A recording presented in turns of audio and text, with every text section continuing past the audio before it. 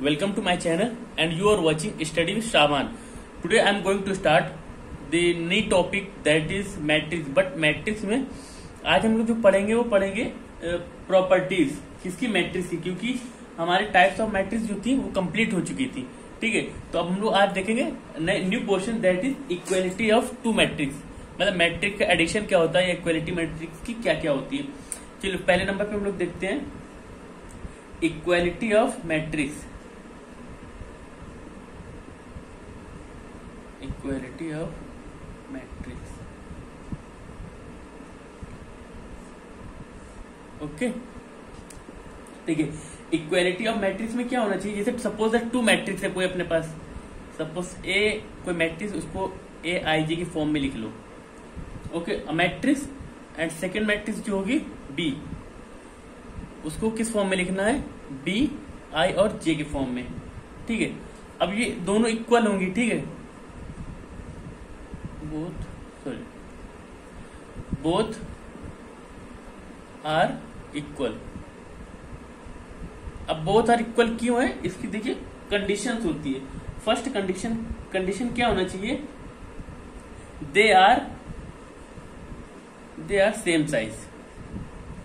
Same size mean suppose that कोई matrix A है, अगर ए मैट्रिक्स ए आई जे की फॉर्म में जो भी होगी मैट्रिक्स, वो एम इंटू एन के फॉर्म में होना चाहिए।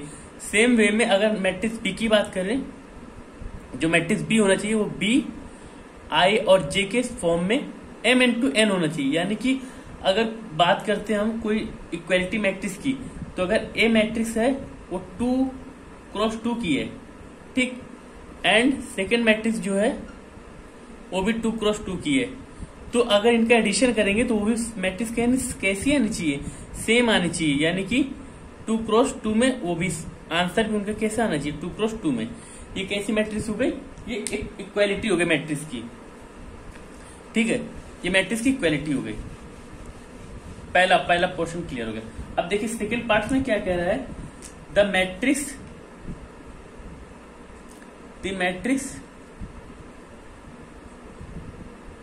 इन द करस्पॉन्डिंग आर इक्वल। अब देखिए करस्पॉन्डिंग क्या होती है, जैसे सपोज दैट कोई मैट्रिक्स की बात करते हैं ए मैट्रिक्स। अब ए मैट्रिक्स हम लोग क्या करते हैं, x plus y p plus q x minus y z plus P.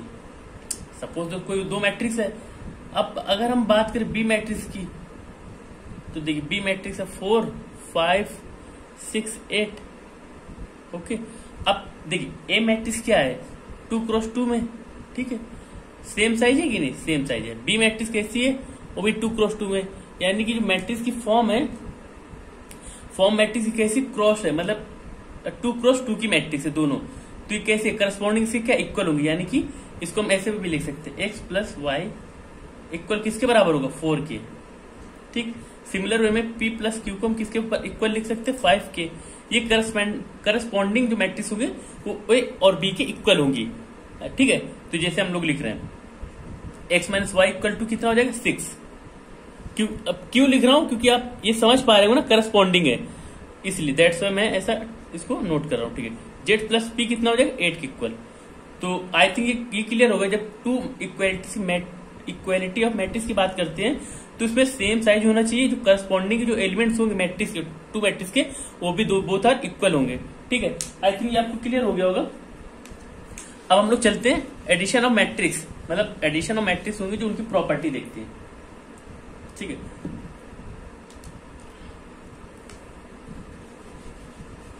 चलिए अब हम लोग बात करते हैं फर्स्ट क्वेश्चन कौन सा होगा, जो addition of matrix. Addition of matrix, ठीक है। तो चलिए हम लोग बात करते हैं एडिशन ऑफ मैट्रिक्स। तो इसमें प्रॉपर्टी हम लोग कौन कौन सी फॉलो करेंगे और एडिशन किन किन मैट्रिक्स का हम लोग कर सकते हैं, सबसे पहले वो देखते हैं। अगर एडिशन करना है तो ये सपोज दैट कोई मैट्रिक्स ए होगी ना, वो ए आई और जे की फॉर्म होगी और एम इंटू एन होगी और ठीक है, ये तो होना ही है। ठीक, अगर कोई मैट्रिक्स फिर बी होगी अपने पास जो वो बी आई और जे की फॉर्म में होना चाहिए और m इंटू एन भी होना चाहिए, ठीक है। ए मैट्रिक्स ए आई जे की फॉर्म में, देखिए ऑर्डर कैसे सेम है, m इंटू एन ही है। बी में कैसी मैट्रिक्स है, वो भी सेम है बी आई जे, और मैट्रिक्स कैसी है m इंटू एन की फॉर्म में, यानी कि ये इन दोनों मैट्रिक्स का एडिशन हम कर सकते हैं। तो जो अपने पास आंसर आएगा ए प्लस बी मैट्रिक्स का, वो भी कैसे आएगा, ए आई जे प्लस बी आई जे। देखिए सिमिलर वे में आया, मतलब आंसर कैसा अपना आया, 2 यानी m क्रॉस n की जो मैट्रिक्स थी उसका एडिशन हमने m क्रॉस n किया, तो आंसर भी अपने पास कैसा आएगा, m क्रॉस n ही आएगा। ये कोई मैट्रिक्स हो गए। अब चलिए इस एडिशन ऑफ मैट्रिक्स के एग्जांपल हम लोग देख लेते हैं। एग्जांपल, सपोज दैट कोई मैट्रिक्स ए है, ठीक, वो क्या 1 2 3 5, ओके। अब बी मैट्रिक्स क्या है, बी मैट्रिक्स देखिए 4 6 7 8। अब देखिए एडिशन ऑफ मैट्रिक्स होने के लिए सबसे पहले फर्स्ट कंडीशन क्या थी, मैट्रिक्स सेम होना चाहिए, यानी कि 2 क्रॉस 2 में होना चाहिए, ओके। ये भी 2 क्रॉस 2 है। अब जो इसका एडिशन आता है, देखिए वो क्या आता है, किस किस फॉर्म में आना चाहिए एडिशन अपना। तो एडिशन मैट्रिक्स कैसे करते हैं, देखिए ये रो को रो से जोड़ दे, कॉलम को कॉलम में, के सिमिलर को, देखिए ये सेटअप को 4 उठा के इसके ऊपर रख दो, तो ये क्या हो जाएगा, एडिशन हो जाएगा। 4 प्लस 1 कितना 5 हो गया, 6 प्लस 2 कितना हो गया 8 हो गया, 7 प्लस 3 कितना 10, और 8 प्लस 5 कितना 13, ओके। देखिए अब जो आंसर अपने पास है वो कैसा आएगा, 2 क्रॉस 2 के मैट्रिक्स में, यानी कि एडिशन मैट्रिक्स की फर्स्ट प्रॉपर्टी फॉलो हो गई, यानी कि जो मैट्रिक्स ए होगा जिस फॉर्म में, जिस साइज में मैट्रिक्स बी होगा सेम साइज में मैट्रिक्स ए प्लस बी आना चाहिए, यानी कि उसका आंसर भी सेम फॉर्म में आना चाहिए। तो ये आई थिंक क्लियर हो गया होगा आपको कि एडिशन ऑफ मैट्रिक्स क्या होता है। तब चलिए हम लोग देखते हैं एडिशन ऑफ मैट्रिक्स की प्रॉपर्टीज, ओके। आप नोट करते रहिएगा सारे कॉन्सेप्ट, बाकी जो भी प्रॉब्लम हो आप टेस्ट कर सकते हैं, तो आपके सॉल्यूशन मिल जाएगा। Properties of addition matrix, addition matrix, देखिए बहुत सारी इसमें प्रॉपर्टियां हैं जो एडिशन मैट्रिक्स को फॉलो करती है, क्योंकि सब में तो एडिशन लगेगा नहीं, ठीक। तो नंबर 1 पे देखते हैं हम लोग, मतलब कौन कौन सी प्रॉपर्टी फॉलो करते हैं एडिशन लॉ, ठीक है। फर्स्ट नंबर पे क्या होगा, जो मैट्रिक्स होगी, जो एडिशन मैट्रिक्स होगा वो क्या फॉलो करता है, एडिशन इज कम्यूटेटिव, ठीक है। देखिए कम्यूटेटिव लॉ क्या होता है, जो मैट्रिक्स एडिशन मैट्रिक्स हो ये कम्यूटेटिव लॉ फॉलो करता है। देखिए अब इसका मतलब क्या होता है, जो सपोज दैट कोई 2 मैट्रिक्स है अपने पास ए प्लस बी है, तो अगर हम उसको रो ऑर्डर उसका चेंज कर देंगे, यानी कि ए प्लस बी लिखते हैं या बी प्लस ए, तो इस सिमिलर वे में क्या रहेगा, सेम रहेगा, मतलब इसी को कम्यूटेटिव लॉ भी बोलते हैं। अगर इसको हम लोग स्केलर क्वांटिटी मैट्रिक्स में नहीं देख के भी अगर ऐसे बात करते हैं 2 प्लस 3 तो कितना आएगा, 5 ही आएगा ना। अगर इसको हम क्या लिख दें 3 प्लस 2 तो ये भी 5 आएगा। तो एडिशन चेंज करने में कोई डिफरेंस नहीं आ रहा है, ठीक है। तो ये कम्यूटेटिव लॉ फॉलो कर रहा है। सेकंड नंबर की जो मैट्रिक्स होगी कौन सा नियम फॉलो करते हैं, देखते हैं,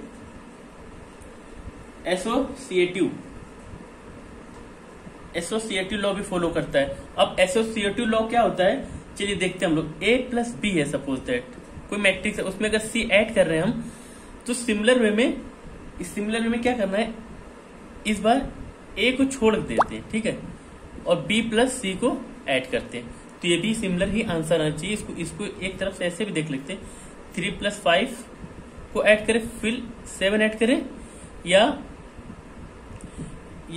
3 रिमेन कर देते, 5 प्लस 7 ऐड कर देते। देखिए कितना आया, 8 7 15, यानी कि 15।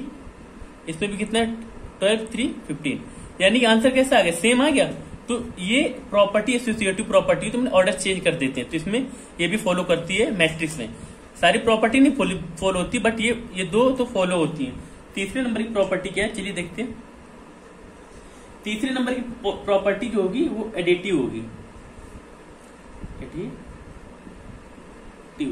एडिटिव आइडेंटिटी, ठीक है, ये प्रॉपर्टी होती है। अब एडिटिव आइडेंटिटी मतलब कि जैसे आइडेंटिटी मैट्रिक्स पता था अपने, आई इक्वल टू क्या होता है उसमें 1 0 0 1, ठीक है, ये आइडेंटिटी मैट्रिक्स हो गई।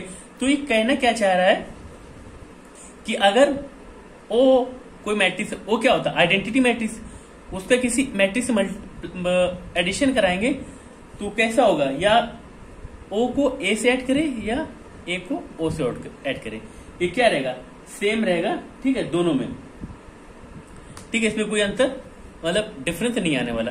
ये 3 प्रॉपर्टी हो गई, ये आप नोट कर ले, बाकी आगे हम लोग देखते हैं कौन कौन सी प्रॉपर्टी फॉलो करता है। ठीक, आई थिंक 3 प्रॉपर्टी आपको क्लियर हो गई। 4th नंबर की प्रॉपर्टी हम देखते हैं। 4th नंबर की क्या होगी, जो एडिटिव होगी, एडिटिव कैसी प्रॉपर्टी होगी, इनवर्स में, इनवर्स एडिटिव इनवर्स मैट्रिक्स को फॉलो करेगा। इसके हम एडिटिव इनवर्स इसलिए फॉलो करते हैं, सपोज दैट अपने पास कोई मैट्रिक्स ए है, अगर उसका एडिशन करेंगे ए इनवर्स से, इनवर्स को क्या लिखते हैं, सपोज दैट ए इनवर्स है तो इसको ए माइनस भी तो लिख सकते हैं ना, तो ए प्लस ए इनवर्स हो गया, मतलब ए माइनस हो गया, तो ये किसके इक्वल होगा, नल मैट्रिक्स के, ठीक है।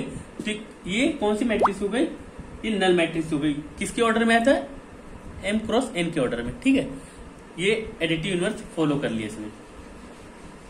अब देखते हैं कैंसिलेशन। अब हम लोग बात करते हैं 4th property, that is cancellation law, मतलब जो मैट्रिक्स एडिशन मैट्रिक्स होती है वो कैंसिलेशन लॉ को भी फॉलो करती है, कैंसिलेशन